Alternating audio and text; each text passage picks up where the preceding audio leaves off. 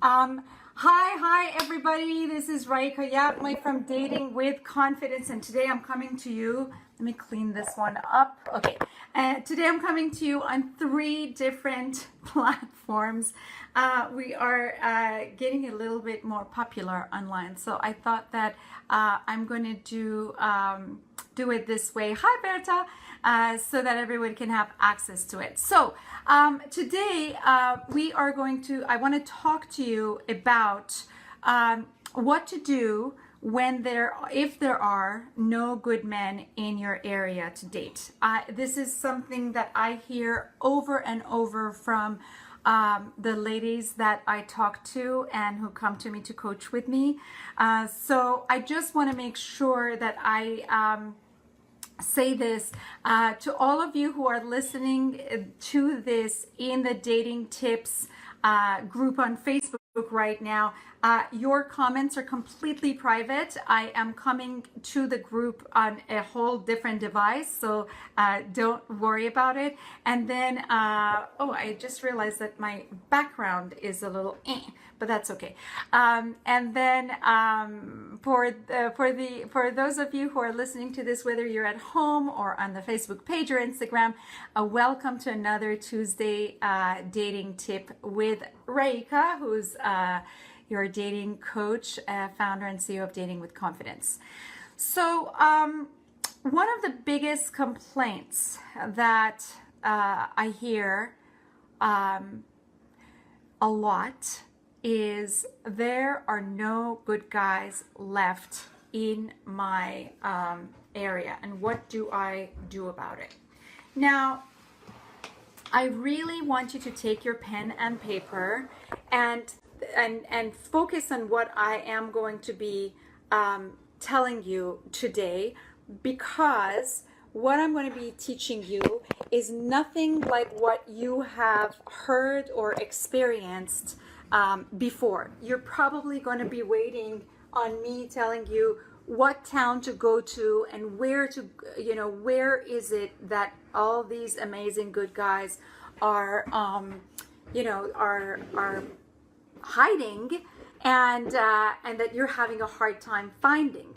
This is really bothering me. I don't know if you guys have watched Monk, but it used to be a series on TV, and this really bothers me. So if I don't take care of it, then I will not be able to focus, and then you guys won't have a good session with me, and I really want you to learn from today. So it's best if I fix it and not distract myself and you in that way. So at any rate, there it is. Okay, that's better. Okay, so now you know a little bit more about my personality. Okay, so here is the deal. Hi, Kelly. Where we put our attention is where we are. What does that mean? I want to say it again. You might want to write this down. And if anybody is on and wants to type this in the comment, by all means, go ahead and do that. You are where your attention is. Meaning, where your mind is, where your thoughts are, where your focus in life is where your attention, where you are going to be in terms of your energy, the way you are showing up in your life, the way you behave. It affects your habits. It affects the way you interact with people, and it affects the way that you create results in your life. Also, something that's really important about you are where your attention is part is, that sentence makes sense? I don't know. But one of the most important things about it is that wherever we put our attention, our brain has this thing inside it that grabs the attention of our, filters, through what is going on around us. So if your attention is on, there are no good guys in my town, and hi Fatima, oh, I love that. That's fantastic. I love that you are focused on becoming debt free. That's wonderful. So where your attention is in terms of your dating is a reflection, your dating life basically is a reflection of where your attention is in your around your dating. That means if you think that there are no good guys out there, if you think that all the good guys in your town are taken, if you think that, hi Olivia, if you think that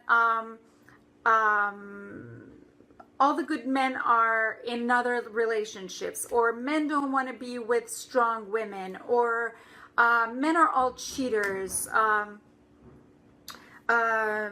bashing men, thinking that they're against you, you are going to create a love life. Your dating life, hello Christine, your love life is going to be reflecting where your mind and your perspective and your beliefs are around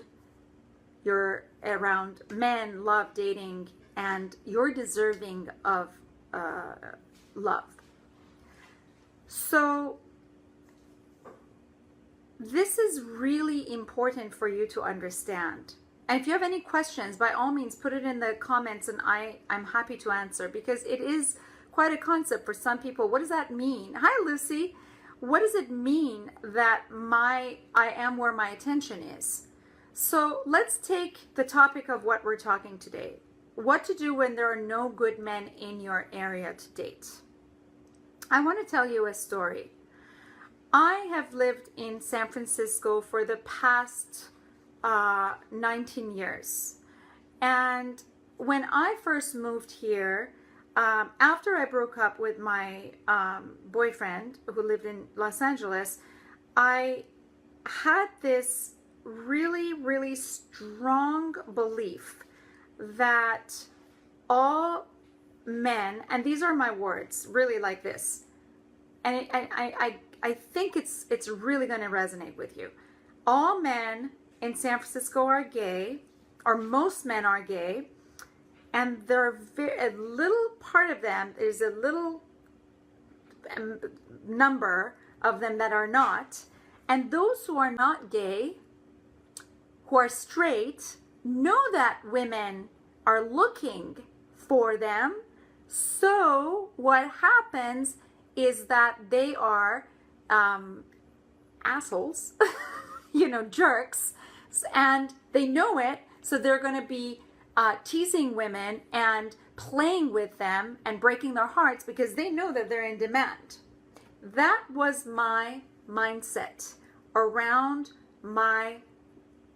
dating in San Francisco.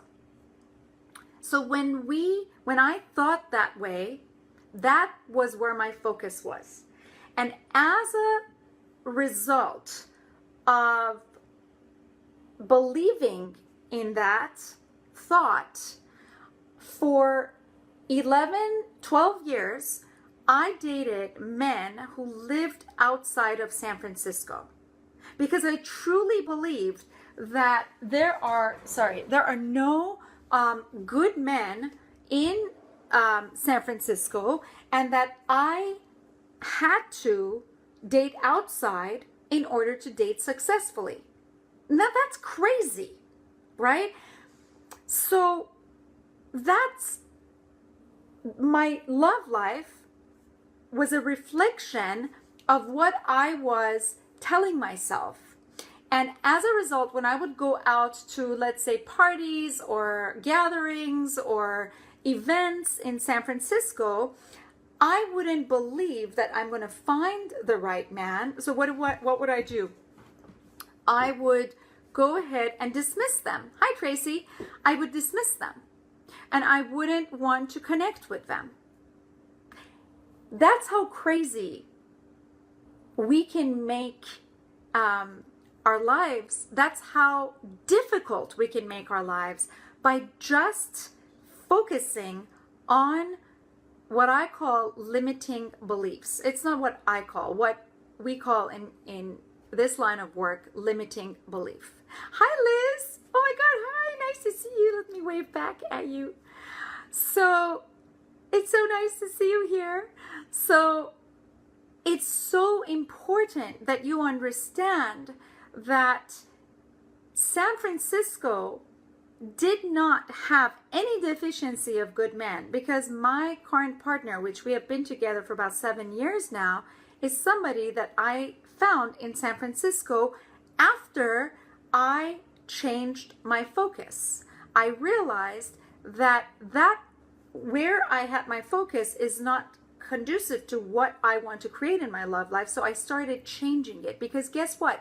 Our focus, our thoughts, our beliefs, the way we want to be in life is completely changeable.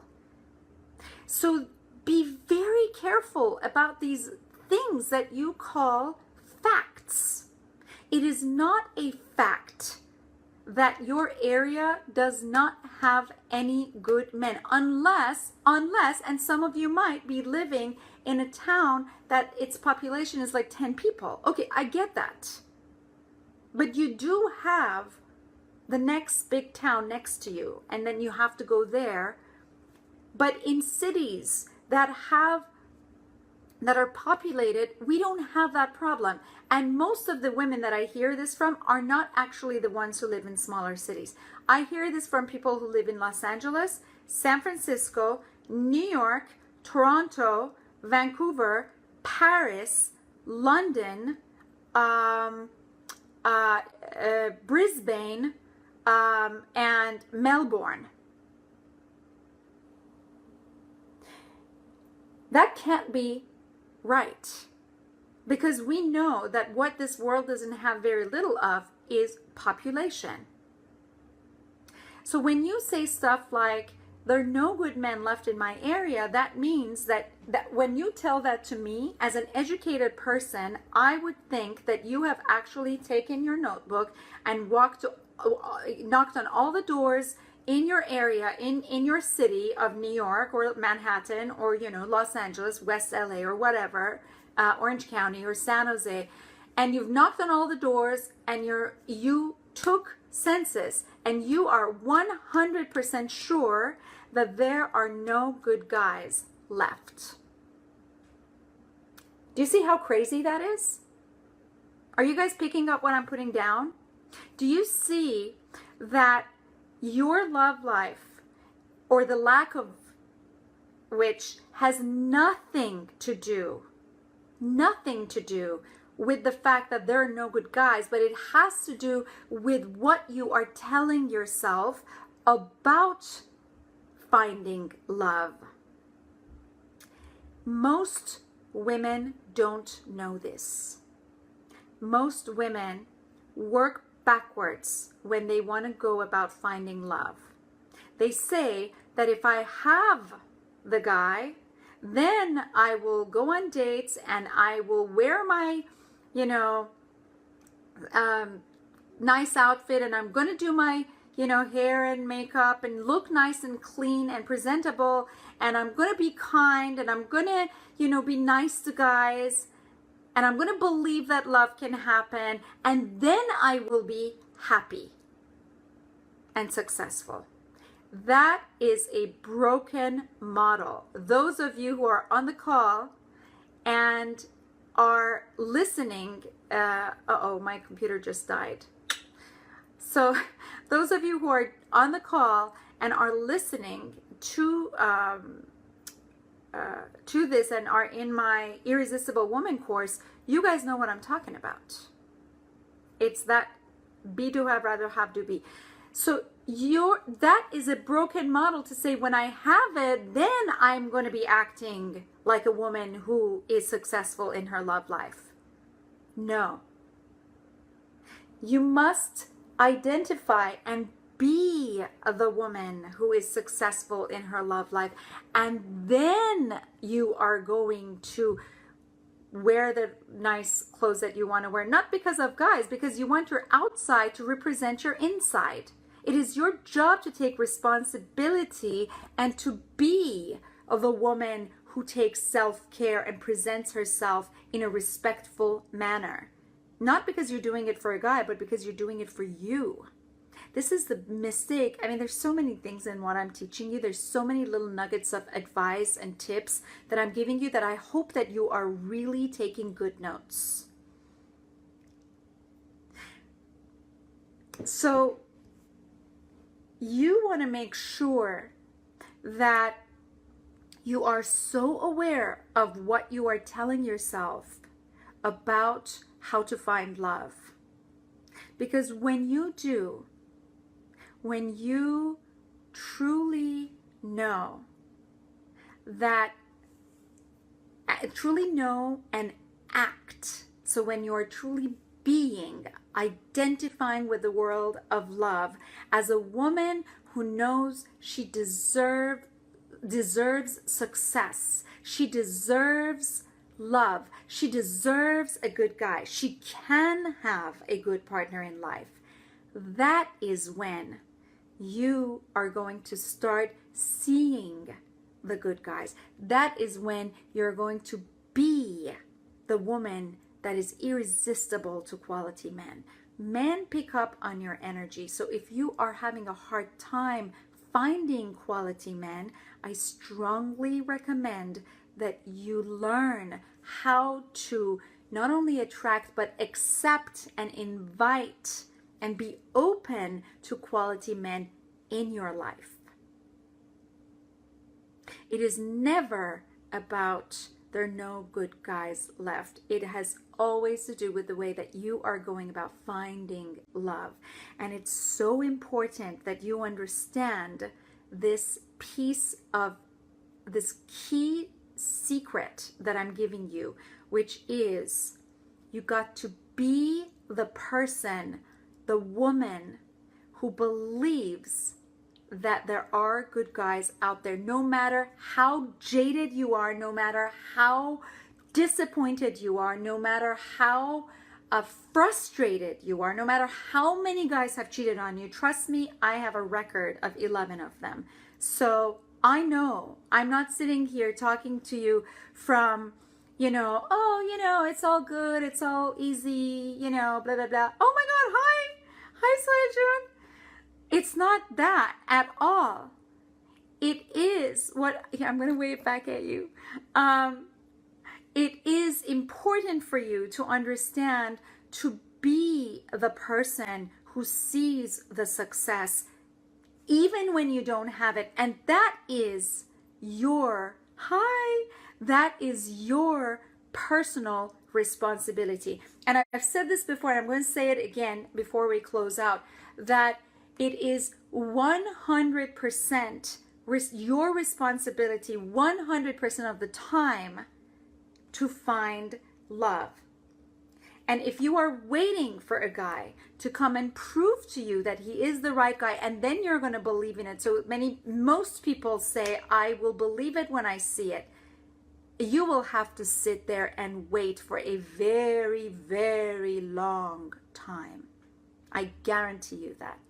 And I can tell you that once you take personal responsibility and you change the way in which you go about your love life, the way in which you use your words and you form your beliefs around succeeding in your love life is going to change.